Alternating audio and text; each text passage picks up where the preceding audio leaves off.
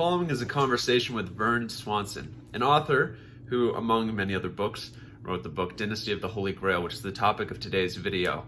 In it, he makes the claim that Jesus not only was married, but that he had children, and that bloodline fled or escaped to England. It's a very compelling and interesting claim. It's also based on legends, quite popular legends, that Jesus visited Great Britain as a child, the British Isles. To a normal Christian, I think lots of Swanson's claims and theories are heretical, which I find very interesting, and I think they're worth exploring. Swanson is a member of the Church of Jesus Christ of Latter-day Saints. I share the same faith. It's known more commonly as the Mormon Church. So some of his references are going to be particular to that theology. I tried to put brief explanations of those references throughout the video. It also means that his theological perspective informs his theories. And so anyone who's interested should, I think, read the book, and he goes in depth on all of his theories. Well, I'd love to just have you introduce yourself. We're recording now, so if you could just introduce kind of your background and then lead into kind of how you went into this research, and then we'll introduce the book. Well, thank you. Yes, I'm from Southern Oregon, and a small town of no little means, but came to BYU, played football, and I was first team at BYU, kickoff, meat squad. Nice. Expendable, but I had always wanted, ever since I was in junior high school, to think great thoughts. You know, my brother's high school teacher heard about me, and so he gave my brother a philosophy book for me to read. Okay. Mm-hmm. Well, I mean, he introduced, we met, and he said, Vern, you're, you know, a lot of facts, and I'm only 7th grade. Okay.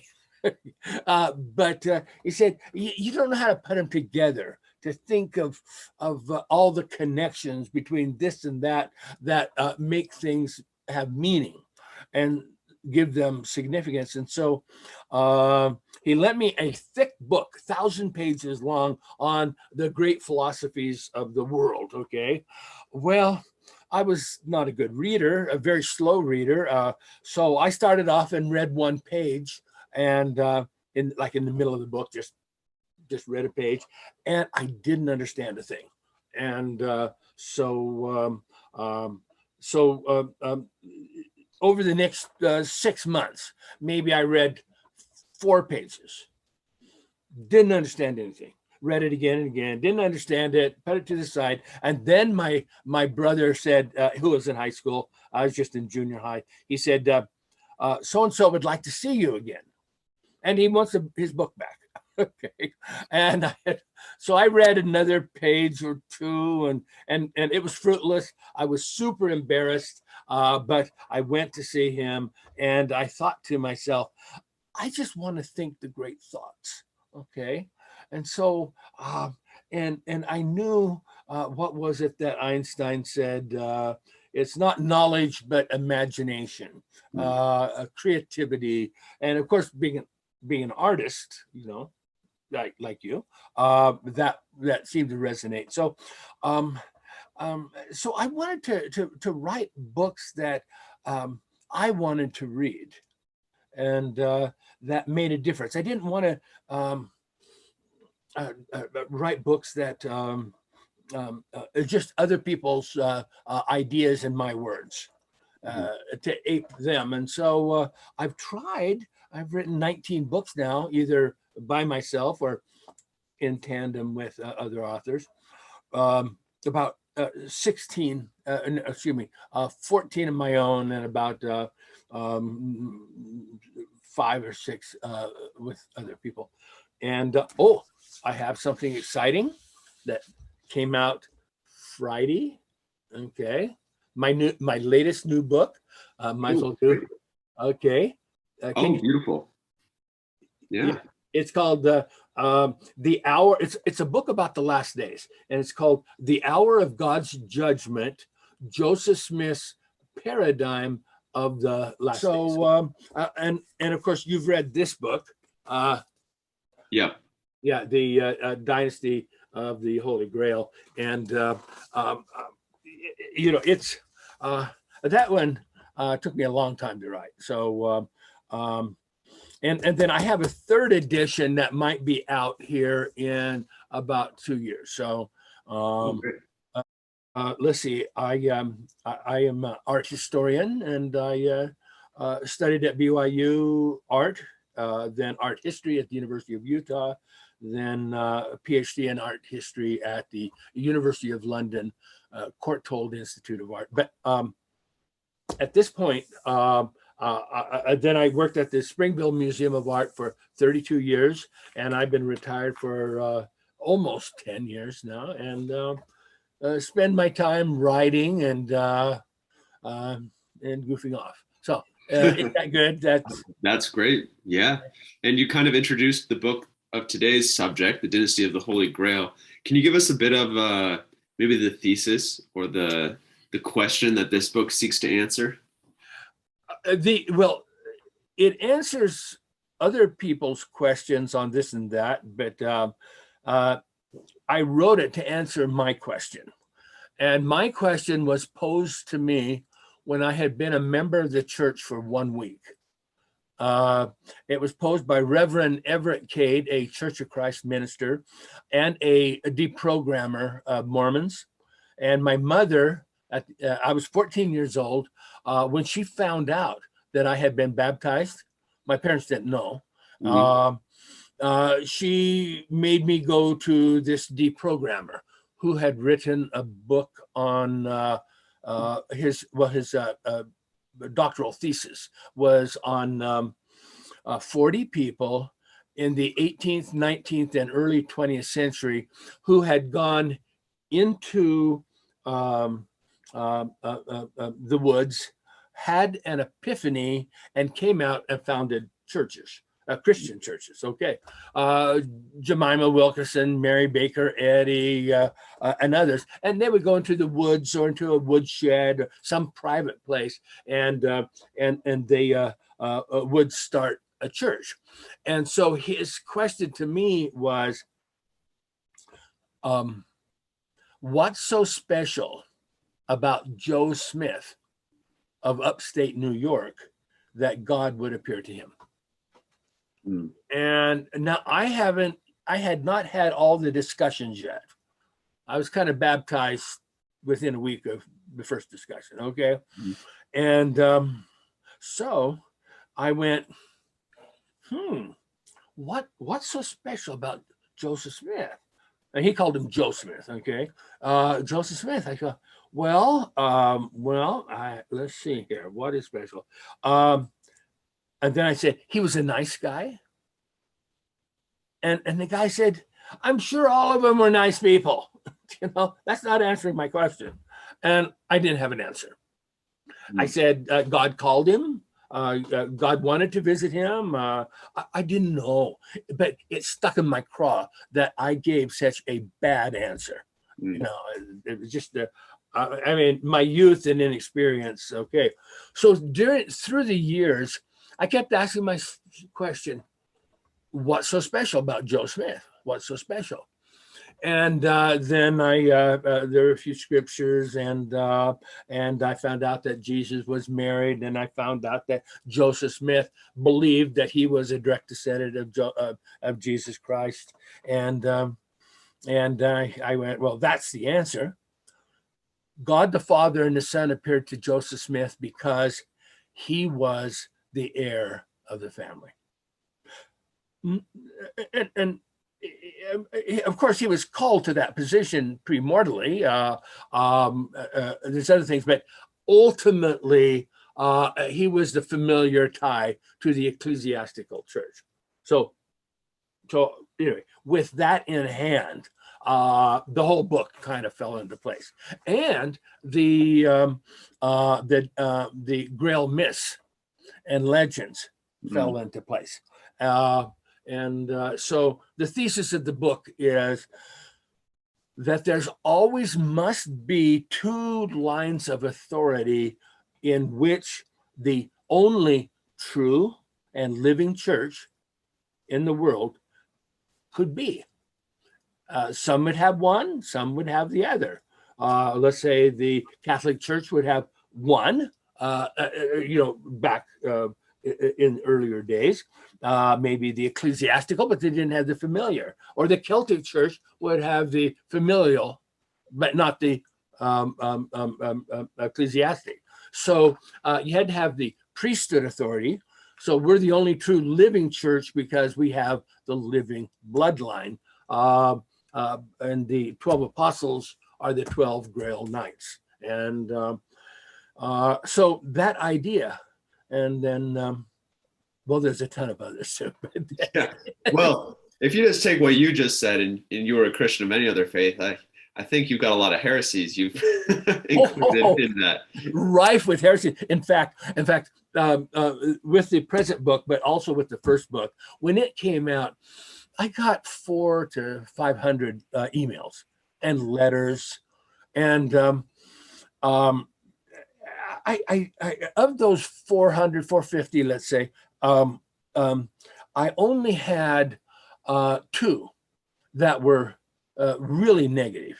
Okay, one of them said that my book was worthless literary trash.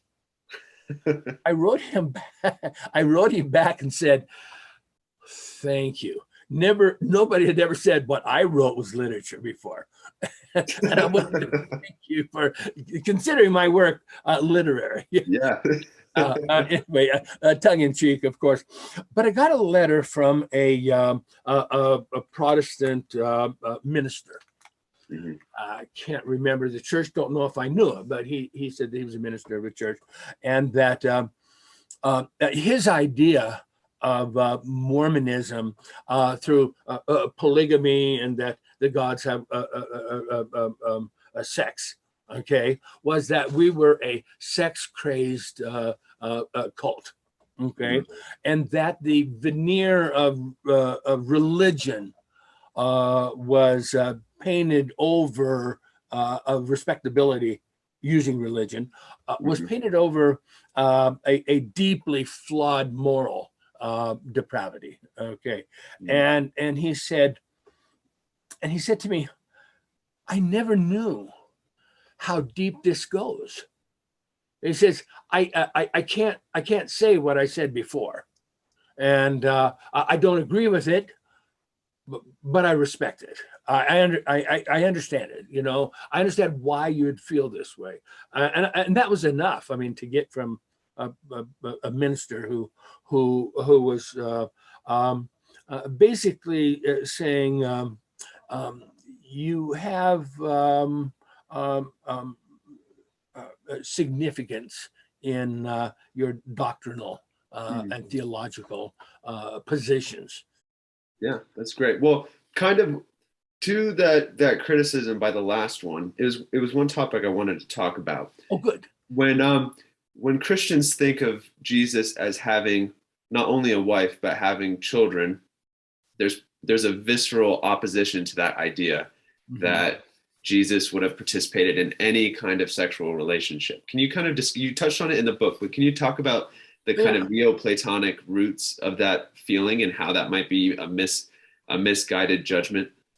Well, of course, it begins with the theological position that goes like this: when the scriptures speak, we speak, and when the scriptures are silent, we're silent, and it is silent on his marriage. Or, as I believe, it's cryptically revealing, but not. But the narrative's not spelled out. Okay, certainly for a number of reasons. One was the safety of the Grail family. which at the time of the writing of the scriptures would have been known to certainly the apostles and the people writing the Gospels and to Paul and that. So it's a they say we're arguing from nothing. You're arguing a big case out of very small,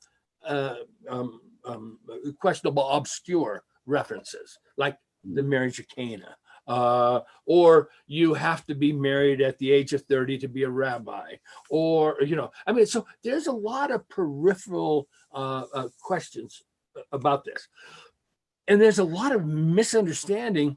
The minister said, "I just don't believe that Jesus would be married." And my reply to him, and I put it into the book, was, "Oh, so holy matrimony isn't quite holy enough." Okay, for Jesus Christ.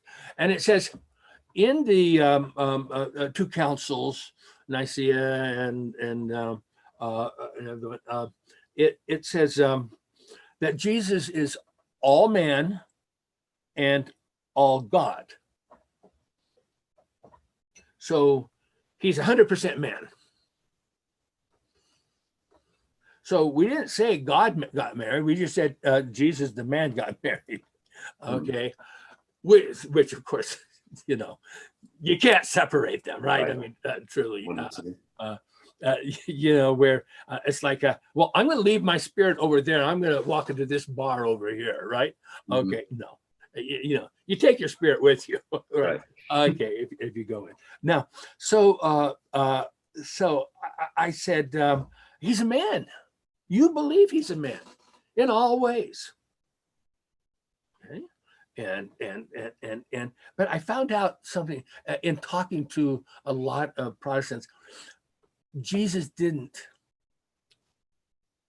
in their mind, defecate. Because it's too dirty. It's too filthy for the Son of God. Oh, so he's not all man. So you don't believe that? Okay.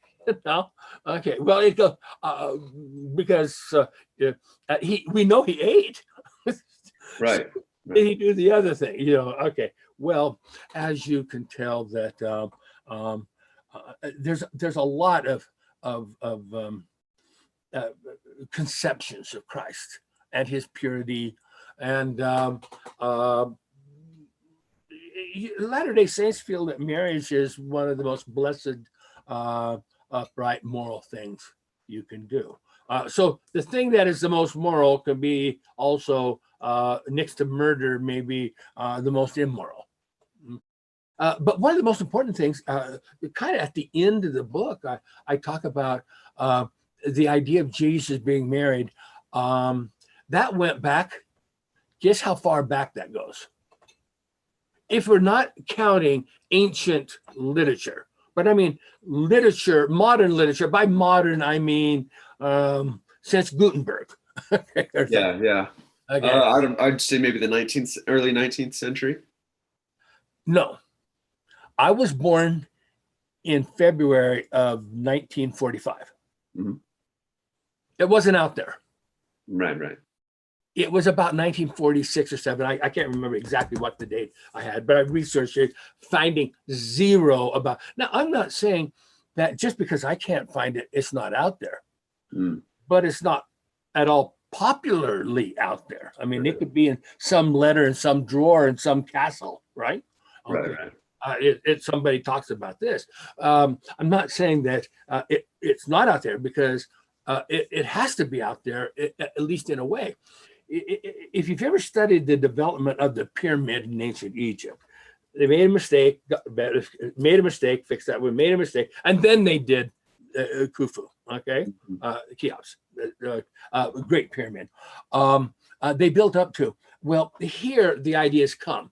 So when did the first idea that Jesus was married and he had children See, first to come up with the idea that Jesus was married. Right.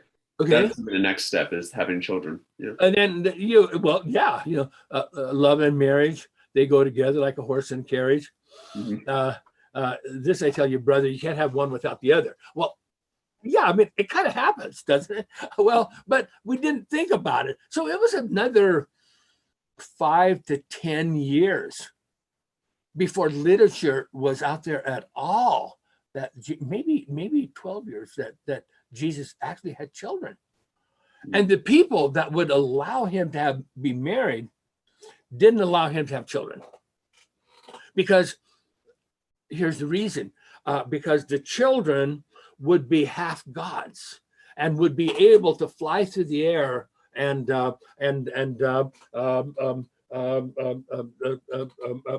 burn evil cities or something. Yeah. They would have superpowers, but without the goodness of Jesus. Jesus could have the superpowers because he was perfectly good, but the person who had a little evil in them, like you and I, we all have sin. We've all sinned and come short of the kingdom, and you can't just have somebody with superpowers, not as great as Jesus. Like you can't make an earth, okay, this planet, but you could maybe destroy Russia. But anyway, so our friends, our Protestant Catholic and friends, have warmed up. In other words, it's when I was saying this back in the 1970s. You can imagine this is before all that literature really came out. Le Rouge Serpent and letters from the Bibliothèque. It was very new to Protestants. Now everybody's heard of it, and a lot of them think it's neat. Yeah. Okay. The younger, more romantic of the thing. Okay. And why did they get married? Now you sent me a question. Why was there a necessity, or I can't remember the question. Well, what was the reason they would have been married? Yeah. What was the reason they'd be married? So,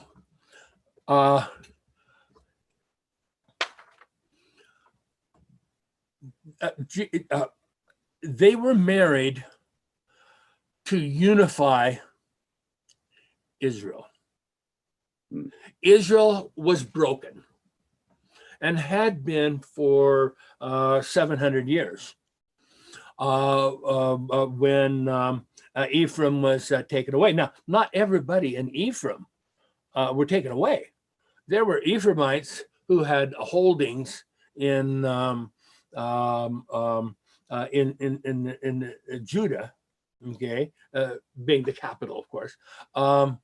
Not as many Judah in Ephraim, but a lot of Ephraim in Judah. Okay,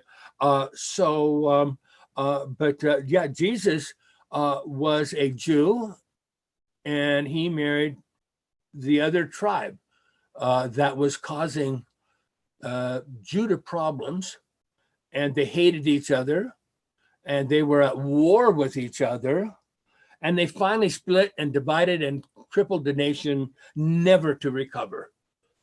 Not even now, but the die is cast, and they will be recovered. Okay, so I asked myself now, nearly of the books I read, and I read everything, all the books said that that Mary Magdalene was of the tribe of Benjamin. Okay. Now, Benjamin was its allotment was right close, touching Judah. Okay. In fact, it was the allotment between Benjamin was between Ephraim and Judah, like a buffer state, maybe. Yeah. And so, people said Ephraim, Benjamin. I would say 3 out of 4 said that she was of the tribe of Benjamin. And then there was thrown in Judah, of course, in about half of the other fourth. And then there was Dan, Naphtali, and she was a Syriac, okay, from Syria, okay. And anyway, so I said to myself, I have no literature saying that Mary Magdalene was an Ephraimite. Okay. And not one person said it. There was no literature, not one, that said that she was an Ephraimite. And so my book makes her an Ephraimite. Okay. Well, Joseph, being a pure Ephraimite, Joseph Smith, that would lead me as a Latter-day Saint to say, well, most likely she was Ephraim. I mean, if he's a descendant, if Joseph Smith is a descendant of Jesus and Mary Magdalene, okay. So you're kind of working back from the conclusion. Exactly, just working back, but only a Latter-day Saint would have any meaning to that. What? So I asked myself this question several times. What does it buy you? What are you purchasing when you call her an Ephraimite? Well, the marriage of unification that kings and queens and princes and princesses forever. The king's son marries the king's daughter, okay, and unifies two kingdoms, right? And, yeah. Okay. So it's a marriage. What do they call that? My mind's blank. A marriage of not just convenience, much more than convenience, but a somewhat political. A political marriage. Yeah. Yeah, political marriage. It's a political marriage. Very important to the kingdom of God. Okay. And in fact, the success of the Church of Jesus Christ of Latter-day Saints depends upon having the bloodline of Mary of Ephraim, which goes to the women's side, by the way. Okay. Right, lineages tracks through the. Okay, and then the inheritance that goes to the father. So, just saying is that Mary Magdalene, daughter, Lucy Mack Smith, from Jesus Christ, or their son. So it would take a son and a daughter. So they had to have two children, right? Okay. Okay. So a son, a son, a son, a son, a son, a son, a son. Now, a lot of people have contacted me, including a famous poet, writer, Carolyn Pearson, saying that she was a direct descendant. But it was, you got back there and it went a daughter, a daughter, a daughter, a daughter, a father, a daughter, daughter. And I'm going, no. Yeah, it's got to be, you can't go, the father does not, because you lose your mitochondrial DNA. Okay, you get somebody else's. What I'm saying is that Joseph Smith was a pure descendant of Mary Magdalene and a pure descendant of Jesus Christ through a daughter and through a son. There was a significant, you're buying a meaning, and a meaning that should mean a lot to Jews.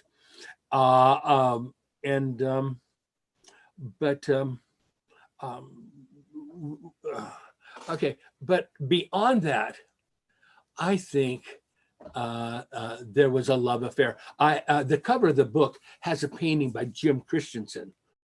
It shows two arches with a column that's patterned after Roslyn Cathedral. Okay, and so in the first arch, so there's an arch and an arch. On the left-hand side, that'd be on this side, as you look at it, would be Jesus looking this way, and Mary Magdalene in the other one looking, and they're looking eye to eye. Wow, it's riveted, and with a Grail cup in front, and a a smooth shaft in between them. So the idea that the Lion of Judah would marry the unicorn of Ephraim made total sense. And this brings us to Great Britain, doesn't it? Yes, which I'd like with the emblem of Great Britain. What's the emblem of Great Britain? the three lions. Is that the one you're speaking of? A lion and a unicorn Oh, facing each other. yeah. And the lion in Jim Christensen's book is a lion from the emblem, and the unicorn from the emblem of Great Britain. So I don't know. I mean, now the reverends of the 19th century, late 18th and 19th century, there must have been 8 reverends of the Church of England writing British Israelite literature. They really loved each other. I could see that sparks would fly. You kind of get it a little bit, you know.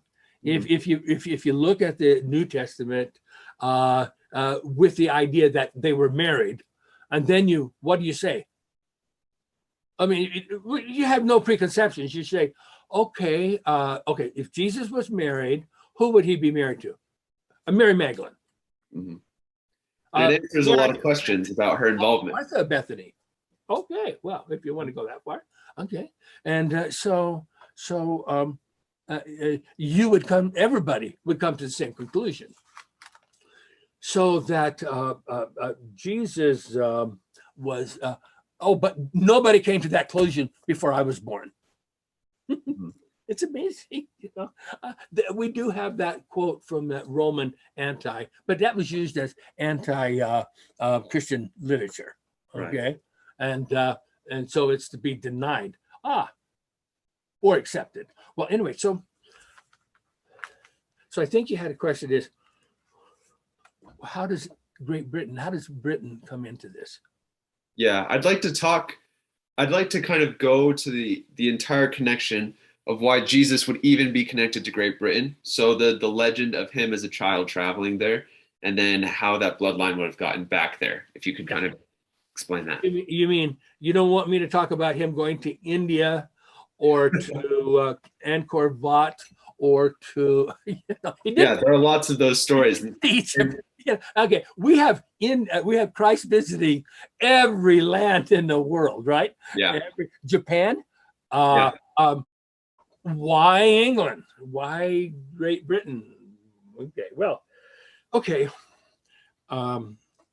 There's quite a bit of literature that has a very short provenance, only to maybe the 18th century, that Jesus and Joseph of Arimathea, who they claim was the uncle.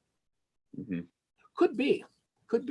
And Joseph of Arimathea, for those who don't know, his grave was the one that Jesus was put. His tomb was the one that Jesus was interred into. Correct? Say that. Whose grave? Joseph of Arimathea. Oh yeah. Don't know. That's who he is in the New Testament. Yeah. It was a rich man's tomb. Joseph of Arimathea. I have prayed to be a scholar. To be honest, do you know how hard it is to be honest as a researcher? It's hard. I sometimes dig in, and the facts I like are this big, and the facts I hate are this big. Mm-hmm. You know, I mean, I keep taking that telescope and looking at it this way, and then turning around looking at it. Okay, so your facts I turn this way, my facts I turn this way. Yeah. See, I mean, it's difficult, and you know, prayer is an act of humility, right? Mm-hmm. Okay. So in my prayer, I always ask for enough humility to realize that my findings are interim, not definitive. Great Britain,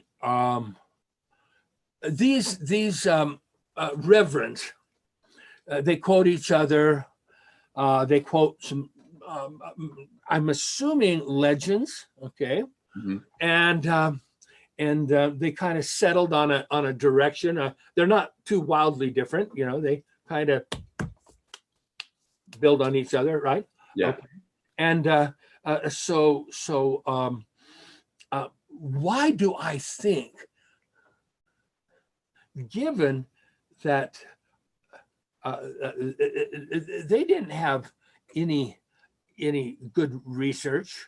Okay, I mean, maybe they're working off from legends. Maybe they're making it up, and they kind of like that British Israelite connection, you know, as did every other country in the world would like to have that, and has it in their own way. So why do I think, in a scholarly fashion, that these legends are true, that Jesus went there? Okay, as you know, the legend states, and here's the gist of it. As a young man, Joseph of Arimathea, the uncle of Jesus Christ, took the young lad to England, where Western England, Cornwall, Somerset, where he had 10 mines. So what was it about the legend that I saw that nobody put two and two together? Okay, so Joseph of Arimathea takes Jesus to Western Britain, and he works in Joseph's 10 mines, the noble metal, Discorius, and the source of the wealth of Joseph of Arimathea, you know, tin and lead, pretty lead, and Cornwall tin. Basically feeding the rest of the Roman Empire that, making tons of money, and very rich, and important man on the Sanhedrin, and, you know, a major fellow. He goes there, he builds a small wattle church, and dedicates it to his mom, right? And goes home. Do you know any more of the legend? I've read Gordon's book, so that gives a good amount of detail. That's the most detailed account that I can find. I've also watched his documentary. Well, now I'm saying is and what else is Gordon? Gordon says, well, yeah, he went with Joseph. Yes, he worked in the tin mines. You know, you know, Joseph wanted him to have that experience, and but he really went for the secret knowledge of the Druids, right? Yeah, of the Druids. Okay, and I guess, and so I thought,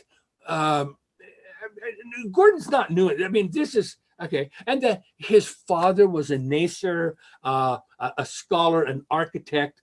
So he's a carpenter, he's a mason, he's an architect, he's a scholar, he's a high priest of the 16 families, okay, of the temple. Okay. Oh, by the way, that last one Gordon doesn't give you. Okay, now, but don't disagree with any of those. Okay, don't disagree, and I'm sure that Jesus' lost years were filled with study, both at home and abroad. You know. And the Druids would be a wonderful, you know, there's 60 universities with 1,000 students in each, and dotting the countryside and so forth. The Druids, they're pretty good. Yeah, that was a nice group. Okay. You know, that Pythagoras went to study there. Okay. That the land above the winds in the north. Okay. I'm not saying that they didn't have something. The Navajo had something too. I don't know if the Druids were advanced to the Navajo. Okay. Maybe, but anyway, maybe Christ went to the Navajo, and maybe he went to the Sikhs, and maybe he went to a lot of places to get a broader way. I'm not denying any of that, but the reverends don't mention it. Mm-hmm. Okay. They said something, and here's the key. He built a wattle church, small wattle church, and dedicated it to his mom. Mm-hmm. Question would be why? Why dedicate a church in England to his mom? To know why is to know everything. Mm. Is to say it's gone out of the province of legend and into the more solid, more ground. We want more ground, less foam underneath it, right? Mm-hmm. Okay, you need to solidify its foundations in truth. Okay. Do you know Sukkoth? I don't think so. Okay, Feast of Tabernacles. Oh yeah. Okay, or Festival of Tabernacles, Feast of Tabernacles, Sukkoth. Okay, a booth tabernacle, a booth. Okay, and that's where, when a young man comes of age, be young. Now, what was the age that a young man? Well, they have 3 days: a 17, 18, and 19, I think it was. Okay, so the writers in the Mishnah are not as certain, and I guess you get to pick. Maybe if you're immature, you wait until you're 19. But anyway, so let's say Jesus come of age at 17. Of course, he probably came of age at 12, Yeah. I mean, if you want to be truthful about it. But anyway, so as a young man, whichever date they pick, and we don't have to accept those dates. There could be another date, right? Okay. What is the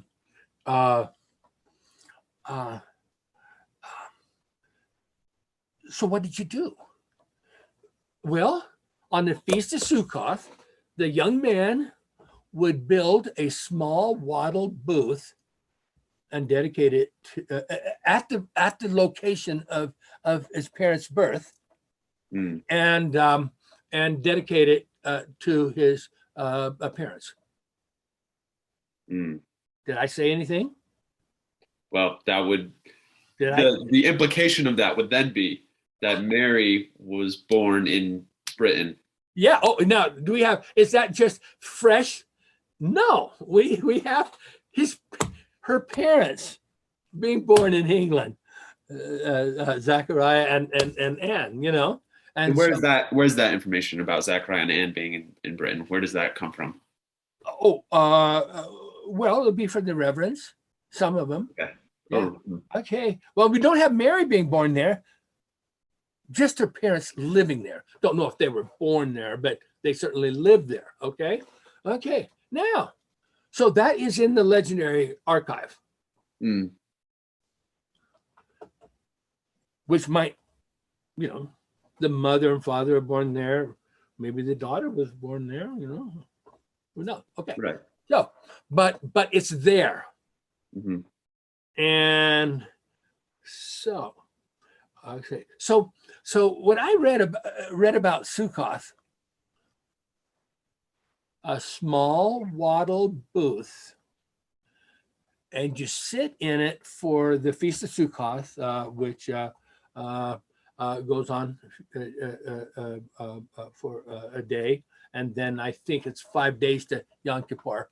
Okay, and it says, where God comes to live on earth in the flesh. That's what you say or do or you are when, because the young man, maybe it's the firstborn. It's in the book. Okay. Okay. Now, so you're the that young man from heaven come to earth in the flesh. And now you're as God, because you're an adult. You're not as a child that would soil themselves. Okay, you would, you're in charge. You're in charge. Okay. So I had already heard and thought to myself that the Virgin Mary was maybe born in England before I figured out the Sukkot connection. Okay, the feast of booths or tabernacles, but he can't go to his mom's birthplace. Yeah, he can build a wattle booth. He can sit on it at that date. So we don't know how long he would be there. So I thought, well, if Jesus was a Jew and he was an observant Jew, seems to be, right? Mm-hmm. Yeah, you think? Well, yeah, would you think he did all the things, right? Okay. He was circumcised. Mm-hmm. Okay. And baptized and everything. Okay. Well, anyway, so let's say he fulfilled the obligation, and so he traveled with Joseph of Arimathea. His mom said, "Yeah, go with your uncle. He knows where I was born. Born in Glastonbury, or Glasting, where I kind of think was the place, but Glastonbury is fine." And built a small wattle booth that became an abbot church, and then was destroyed by King Henry VIII. Mm-hmm. Too bad. It was really nice. It's a good one. We lost a lot due to that. Have you been there? I haven't been to Glastonbury, but I have been to England. My wife's actually from England. Her family's not far from Glastonbury. They're in Gloucestershire. But I know that a lot of great art and architecture was lost when King Henry. Yeah, I was a total oaf, but I mean, he did help create a climate that we just weren't killed with impunity when the church went over. We were persecuted, but not. Okay, well, so why would I pursue that strain? Because I didn't have to have it in its own way. Yeah. Okay, and so I think the truth is I did have to have it. And how did that little tiny island, about the size of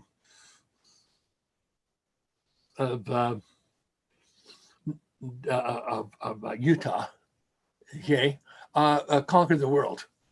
Right. Okay, second only to the Russian Empire. Mm-hmm. Right. Okay. And it's just totally amazing what they did. I don't know. Well, anyway, so I've been to every site that is known there in England, and in Wales, mm-hmm. and in Ireland, and on the islands in between, Anchisley, and so forth. So yes, I think that the thickness of the blood came out of Great Britain, and maybe Norway. Okay, I mean Denmark. So, but it's Anglo-Saxon. So there was something Denmark. Private Dan. Well, anyway, so you asked me why I turned my attention and spent a lot of time and effort researching England. It's because something that nobody intellectually could put together fitted perfectly together. Mm. Like the scriptures that gave us Gethsemane that Joseph Smith wrote but didn't know about. Okay, and or didn't put one and one together. And so so I'm feeling that England was a great source of this. Okay, any other questions? I guess the last thing, in addition to the England idea, is do you think it's significant that Arthurian legends place a lot of what happened with the legend of King Arthur, who we associate a lot with the Holy Grail, in Glastonbury at almost the same spot that we're talking about this church that Jesus built? Well, very good. Yes, absolutely. King Arthur the bear. Arthur means bear, right? Mm-hmm. And there is clan in Glamoria of the Bear clan. And so if you ask a person, what about King Bear? That wouldn't have been his name. Okay. Yeah, I think there's something to that. A little later. As you know, King Arthur lived in a period of the Romans had just left. Mm-hmm. Okay, in 410, I believe. Yeah, it was that final vestige of the bloodline not being able to sustain the church, or the ecclesiastical line in Italy not being able to sustain the church. You see, so the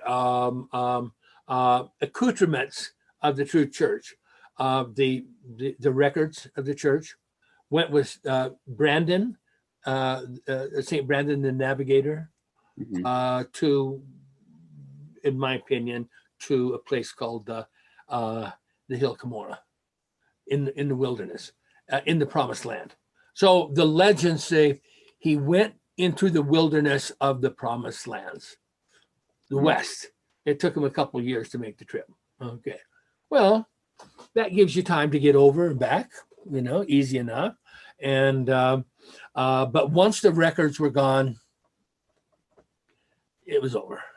Okay. King Arthur was at not just the right place, that general area.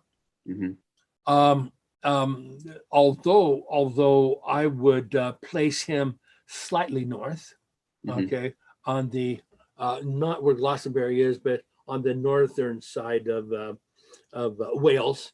And, okay, yeah. and there's a wall there, with where Glastonbury is, it's on the wrong side of the wall. Right. It would be on the other, this wall goes north. It would be in the western, not the eastern part of the wall. But he was there at the right time. Okay, so if we time King Arthur between 410 and 470, or 430, 40, 50, then it's the flickering out, the losing of the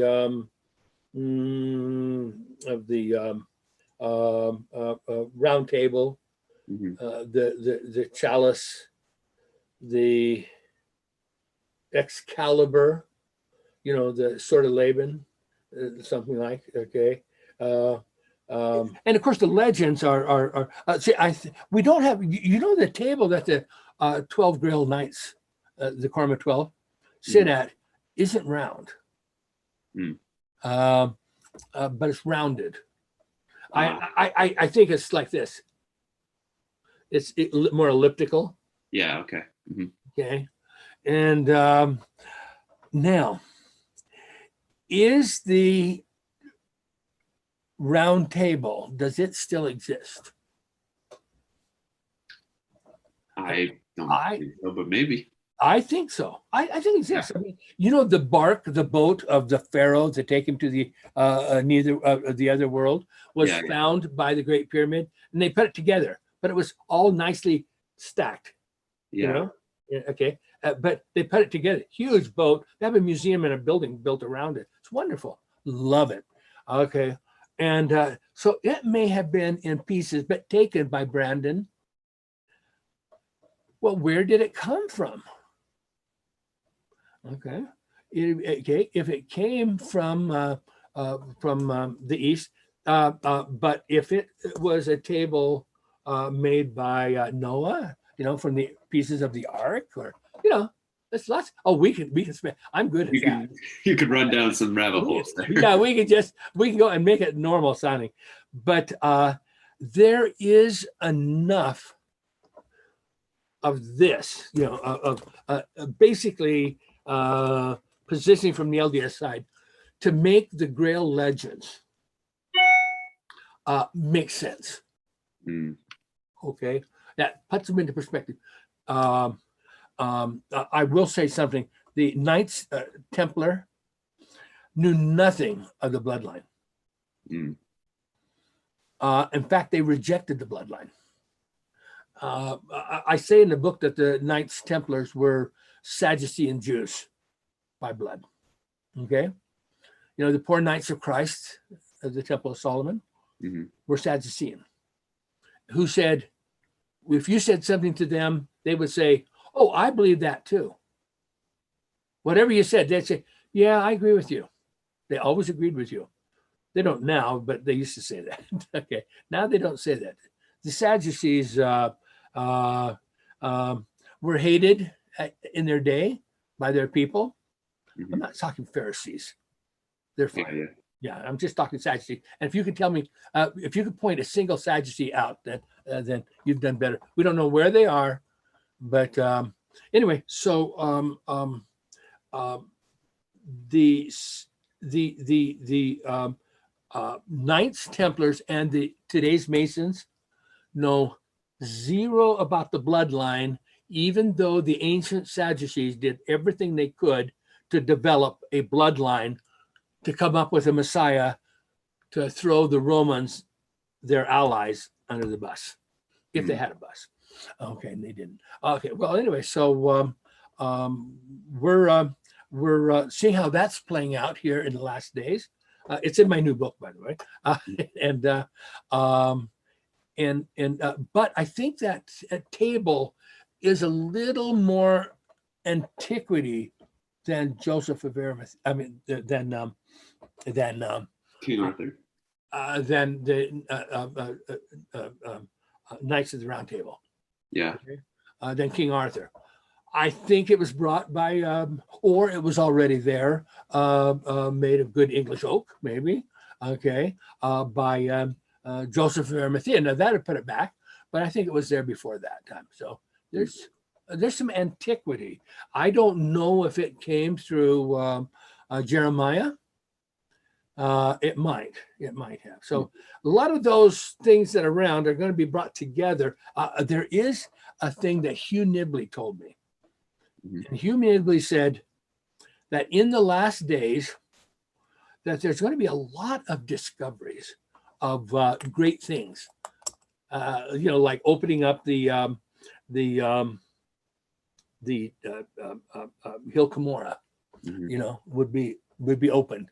But elsewhere there'll be a Magish, and I've been on the search of a certain Magish in Israel.